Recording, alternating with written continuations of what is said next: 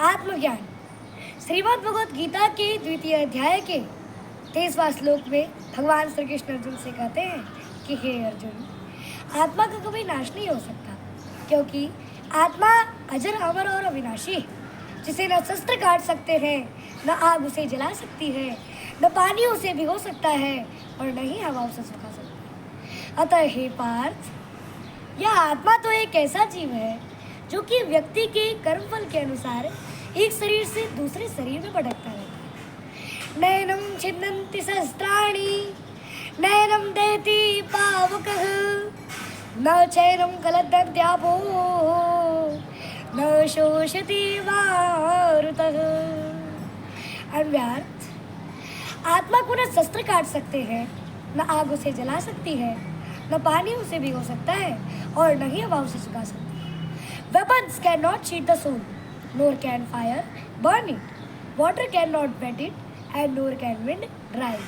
सनातनी धर्म में शास्त्र यह कहते हैं कि आत्मा एक शरीर को धारण करती है और फिर जन्म और मृत्यु का चक्र अनवरत ही चलता रहता है।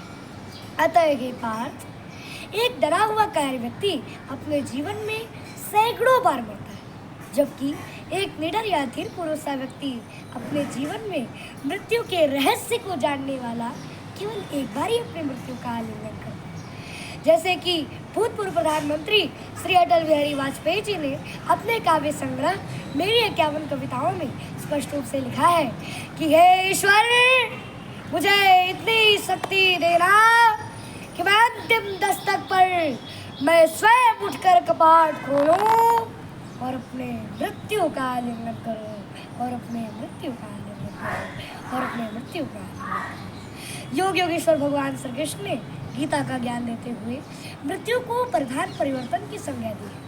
जैसे कि हम प्रतिदिन स्नान करके नए वस्त्र पहनकर प्रसन्न होते हैं, वैसे ही जीवात्मा की पूर्व कर्मों के आधार पर मिलने वाले नए शरीर व साधन की प्राप्ति के लिए हमें शोक नहीं करना चाहिए, अपितु नए साधन की प्राप्ति के लिए हमें प्रसन्न होना चाहिए। भगवान श्री कृष्ण ने मृत्यु से ऊपर उठने की प्रेरणा दी है। जैसा कि अथर्ववेद में ताम नृतरम दयता माँ प्रमेष्ठा, मतलब कि मृत्यु तेरी रक्षा करे और तू समय से पहले न मरे। और फिर उत्तमांग मृत्योर्पि परम कहकर भगवान ने यह संदेश दिया है कि हे जीवात्मा, मैं तुझे मृत्यु से ऊपर उठाता हूँ। मृत्योर माँ पुरुष होती, अर्थात हे मृत्यु, तू पुरुष को समय से पहले मत मार। गीता में अर्जुन ने भगवान श्री कृष्ण से कहा है कि हे अर्जुन, देहधारी के इस मनुष्य के शरीर में जैसे बालपन, जवानी और वृद्धावस्था की प्राप्ति होती है, वैसे ही देहांतर की भी प्राप्ति होती है। अतः हे पार्थ, धीर पुरुष इसमें कभी मोहित नहीं होता। देनोऽस्मिन् यथा देहे कौमारं यवनं जरा तथा देहांतर प्राप्तिर् धीरस्तत्र न मोहयति। देह का अर्थ है यह शरीर और देही का अर्थ है जो शरीर के भीतर रहता है, यानी आत्मा। यह सबसे पहले समझाया गया है कि देहिनास्मिन् देहे, इस शरीर में जो शरीर का निवासी है वह आत्मा है और यही आध्यात्मिक ज्ञान की स्वरूप है। देहा मीन्स दिस बॉडी एंड देही means who with in the body. That is the first of all explained Dena Asmin Dehe. In this body, there is a resident of the body, that is soul, and that is the beginning of spiritual knowledge. फिर भगवान श्री कृष्ण ने अर्जुन से कहा है कि हे पार्थ, वाशान से जेरेड़ा नियथा विहार नवाणि गृह्णाति नरो पराणि तथा शरीराणि विहाजिर्ना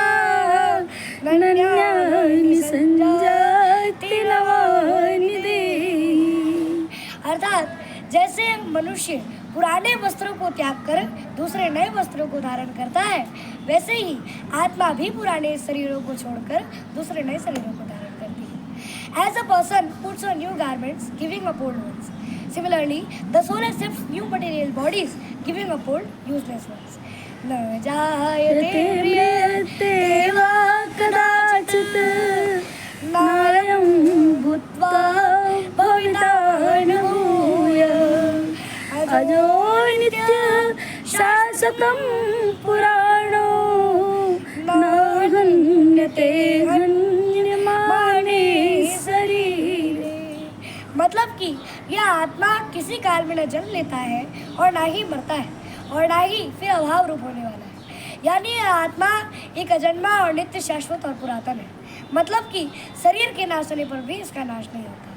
Never is this born and never does it die, nor is it that having come to exist it will again cease to be. This one is birthless, eternal and ancient. It is not killed when the body is. Jai Shri Krishna.